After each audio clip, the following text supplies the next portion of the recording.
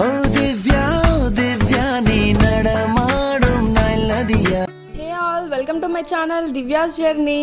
అందరూ ఎలా ఉన్నారు? Hope all are doing great. ఈరోజు నాకు ఇష్టమైన ఫేవరెట్ చికెన్ పకోడా ఎలా చేయాలో చూద్దాం. ముందుగా ingredients take a screen shot.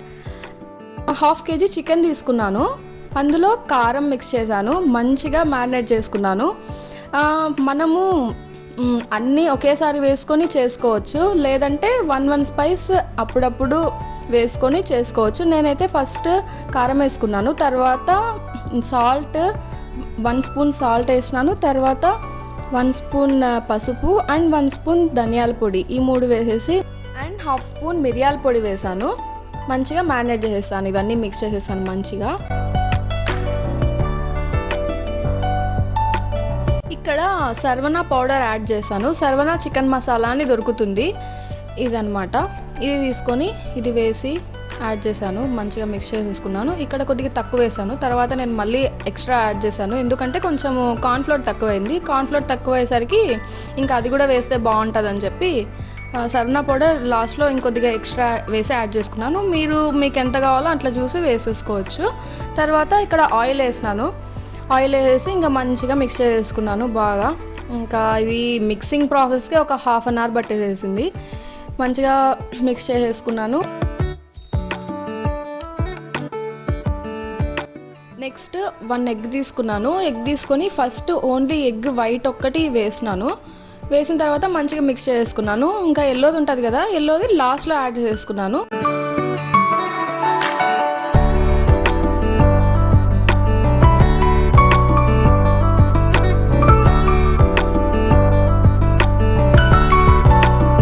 తర్వాత అల్లం వెల్లుల్లి పేస్ట్ తీసుకున్నాను, అది కూడా వేసేసి మిక్స్ చేసేసాను. తర్వాత ఇక్కడ చికెన్ మసాలా అండ్ పచ్చిమిర్చి, కరివేపాకు, ఈ 3 వేసి యాడ్ చేశాను.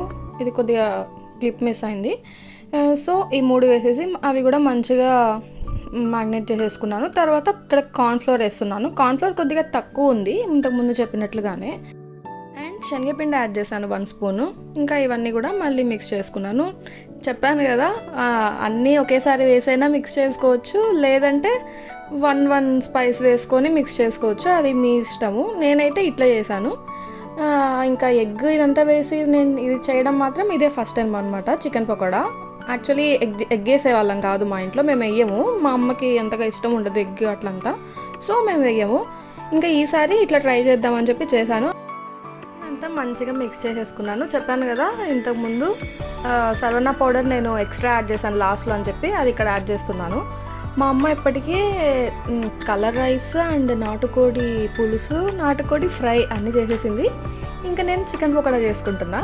ఇది ఇంకా 1 అవర్ ఇది సైడ్ పెట్టేసాను పక్కన. ఇంకా దాన్ని ఏం డిస్టర్బ్ చేయలేదు. ఫ్రిడ్జ్లో అయినా పెట్టుకోవచ్చు, ఒక 1-2 అవర్స్ అట్లా.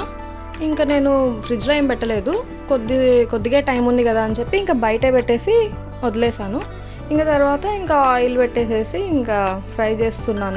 ఇక్కడ ఫస్ట్ ఇది చికెన్ వేసేసిన తర్వాత పక్కన కరివేపాకు వేస్తే అది కరివేపాకు ఫ్రై అయ్యేలోపు ఈ చికెన్ కూడా ఫ్రై అయిపోతుంది. అది మనకు తెలుస్తుంది మంచిగా ఫ్రై అయిందా లేదా, ఉడికిందా లేదా అని చెప్పేసి. అందుకు అది కరివేపాకు అట్టు వేస్తే ఆ టేస్ట్ కూడా మంచిగా దీంట్లో యాడ్ అవుతుంది. ఇంకా అట్లా తినేయచ్చు. ఇంకా మంచిగా ఇట్లా ఆనియన్స్ వేసుకొని చికెన్ పకోడా ఈజ్ రెడీ.